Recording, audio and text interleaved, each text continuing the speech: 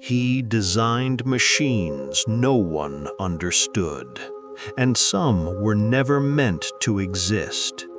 History remembers Leonardo da Vinci as a painter, a genius, a symbol of beauty and human achievement. But that is the version they wanted you to know. Behind the masterpieces, behind the fame, there was another Leonardo, one who worked in secret, one who cut open the dead in the middle of the night, one who designed weapons capable of erasing entire armies, one who filled thousands of pages with ideas so radical, so dangerous that he hid them in code, a mirror script that only he could read. This is not the story of a great artist. This is the story of a man who reached into the dark and brought back knowledge the world was not prepared to receive. Leonardo da Vinci left behind over 13,000 pages of private notes, not published, not shared, hidden. He wrote everything in reverse, right to left in mirror script, so that it could only be read by holding the pages up to a reflection. For centuries, scholars assumed this was simply a habit, a quirk of a left-handed man. But look closer. The content of those notebooks was not poetry, it was not philosophy, it was anatomy, engineering, weapons, flying machines, the mechanics of war, designs for devices that would not be built for another 400 years. Leonardo knew exactly what he was doing. He was hiding.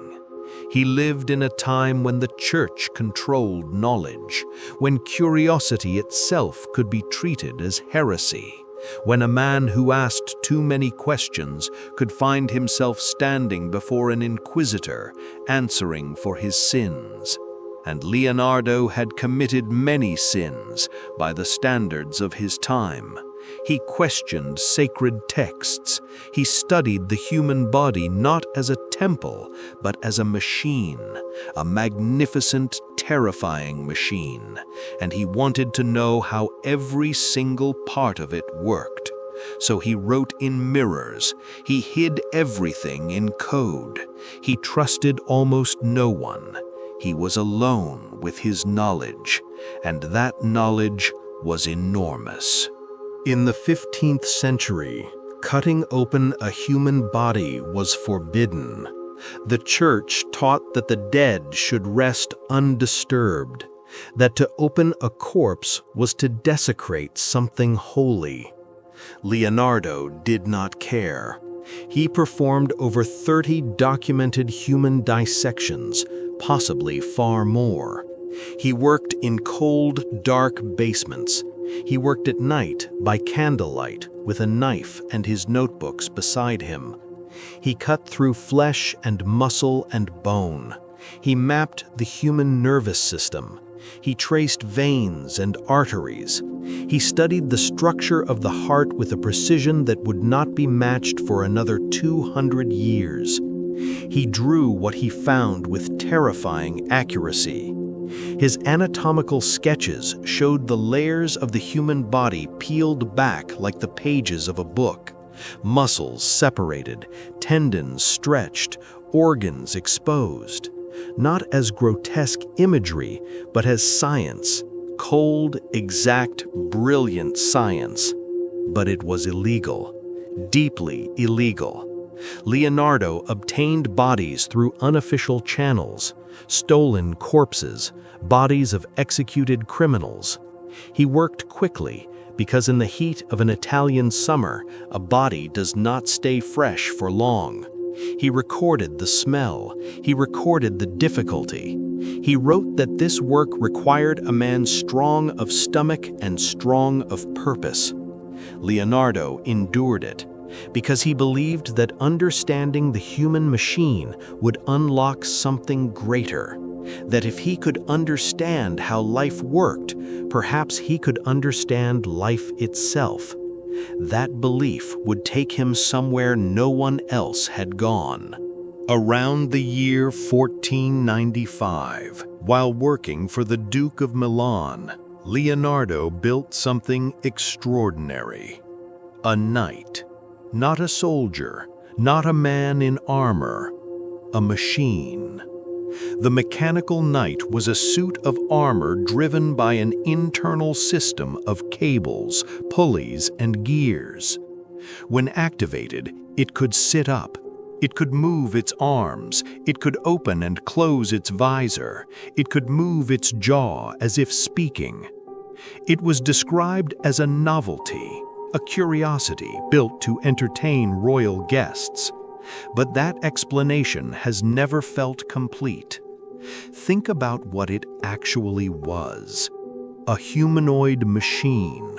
A mechanical body built in the image of a man, capable of independent movement.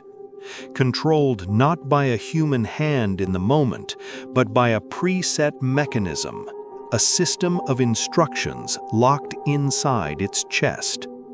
Leonardo understood the human body well enough to replicate its movements in metal and rope. The knight was never publicly displayed. Its design was buried in his notebooks and not discovered until the 20th century.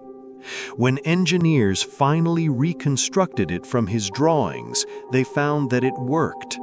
The joints moved, the gears turned, the figure rose. A machine built in the 15th century that actually functioned. What else did he build that we have not yet found? Leonardo da Vinci sold his skills to rulers, to princes, to military commanders, and what he offered them was not just paintings, he offered weapons. His notebooks contained designs for armored vehicles, machines resembling tanks driven by men inside, capable of moving across a battlefield and firing in all directions. He designed rapid-fire crossbows capable of shooting multiple bolts without reloading. He designed giant catapults, scythed chariots fitted with spinning blades that would tear through lines of infantry, systems for redirecting rivers to flood entire territories. He designed a crossbow so enormous it required wheels to move, with a bow spanning nearly 80 feet. And then there were darker designs, devices for poisoning enemy water supplies, plans for boring through enemy ship hulls underwater. He was an architect of destruction, and he knew it. In one of his notebooks, he wrote that he felt deep conflict, that he had deliberately left certain inventions incomplete because he feared what humanity would do with them. He buried the most dangerous ones, hidden in the same mirror script that concealed everything else, and we have still not found all of them. Leonardo da Vinci was obsessed with flight. Not as a fantasy, as a problem to be solved. He studied birds for years. He sketched their wings. He analyzed the angle of feathers during ascent and descent. He calculated ratios of wingspan to body weight. He watched the way air moves beneath a wing and creates lift. And then he built machines. His ornithopter, a device designed to fly by flapping wings like a bird, was extraordinarily complex. A cockpit for a human pilot, levers and pedals controlled by both hands and feet, wings that mimicked the motion of a great bird in flight. It almost certainly never flew. The materials were too heavy, the human muscles insufficient. But the concept was correct. He also designed a glider, a helicopter he called an aerial screw, a spinning helical surface meant to rotate upward through air. and a parachute, a pyramid-shaped cloth device that he claimed could let a man fall from any height without injury. In the year 2000, a skydiver built Leonardo's parachute from his exact specifications and jumped from 10,000 feet. It worked. A design 500 years old, functioning perfectly, which raises the question that haunts every person who studies him deeply. How did he know?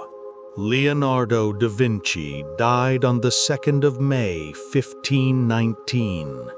He was 67 years old. By the accounts of those who were present, he died with regret, not for what he had done, but for what he had left undone, for the ideas still locked in his notebooks, for the machines never built, for the discoveries never shared.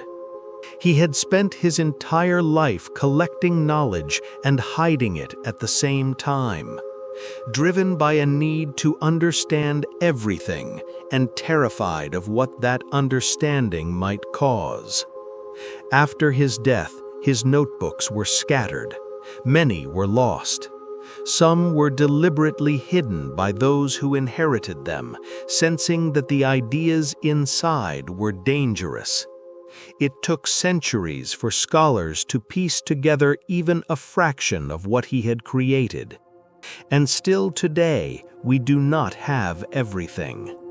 There are notebooks unaccounted for, pages described by his contemporaries, never recovered, designs referenced in letters, never found.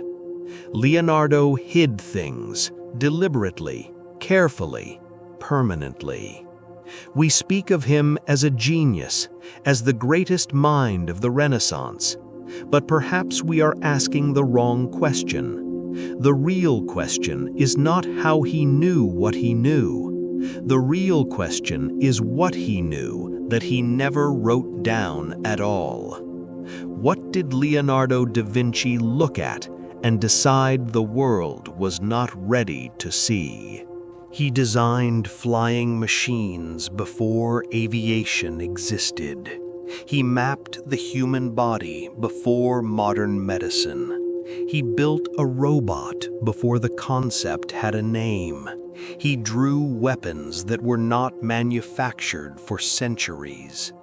He encoded his most dangerous ideas so deeply that we are still decoding them today. All of this done alone, in secret, by candlelight, in mirror script. Not because he was afraid, because he understood something the rest of the world did not. Knowledge in the wrong hands is not a gift, it is a weapon. And perhaps the most dangerous thing Leonardo da Vinci ever created was knowledge the world was not ready for. Some secrets are buried by time. Others are buried on purpose. You've been watching Medieval Archive. Subscribe to uncover more forgotten history. And thank you for watching.